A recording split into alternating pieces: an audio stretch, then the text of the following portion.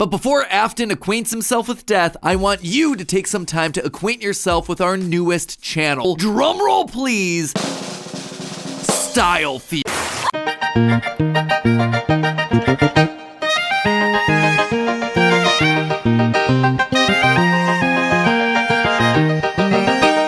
Which honestly is why I think this channel is so important for us to launch. There are so many lies and half-truths in the fashion industry that there needs to be someone out there to say, hey, this is right, this is wrong, and this is what science says. Also, you know, we're gonna have a lot of fun.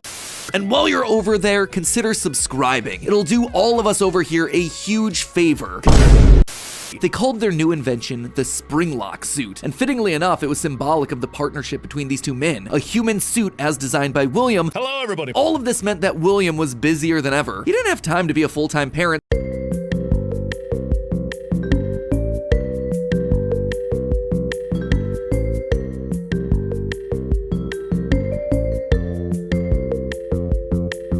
So he designed a nanny cam system where cameras and speakers were hidden throughout the neighborhood, as well as in his youngest son's favorite toy, Psychic Friend Fredbear. His brother squirmed, screamed, kicked, and fought, but just as they were putting that small, squirming boy up to Fredbear's lips, the mouth snapped shut. As the younger brother's consciousness began to fade, he could hear Michael's last words, a small and flimsy apology. But his father, Williams, through the voice of the Fredbear plush, were a firm and committed promise to a dying son. William's son would live again. It would just take time. Time that, right now, he just didn't have.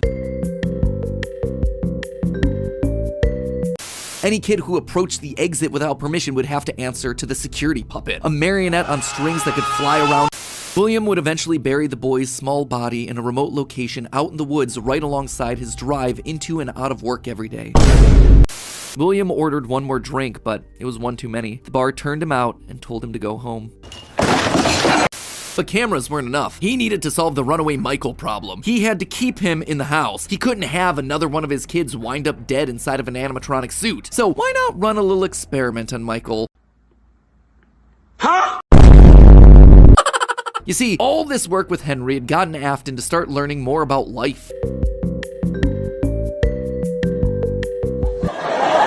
With just a few sounds, he had discovered that he could alter a person's vision. He was an absent father and a non-existent husband, leaving his wife cold and alone. Why do you hide inside your walls?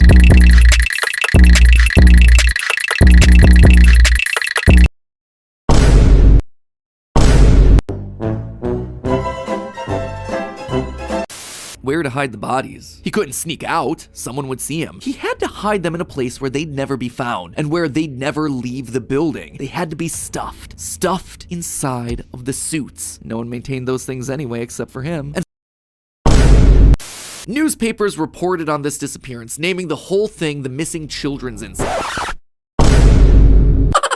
Police would even charge William with the crimes after finding security footage of the golden mascot suit luring kids to the back, but they couldn't convict him. They had no bodies, and his face had been hidden behind the mascot suit the entire time. What they had was circumstantial at best. How could he protect the kids? Finally, he developed a solution. He would implement an even more extreme security system in the form of new animatronics, toy animatronics, inspired by the toys that they had been selling years ago. But these guys, these were special. They were a new breed of robot with facial recognition abilities. But most importantly, they're all tied into some kind of criminal database so they can detect a predator a mile away. Know what felt better? Getting back into the suit after 2 long years of waiting, or knowing how devastating this would be to Henry the next morning? He didn't even try to hide his crime this time, just meant more blood on Henry's hands. He'd failed to protect the kids again. The restaurant had only been open for a few weeks, but William was sure that this would get it to close. Good. If he couldn't have Freddy's, no one would.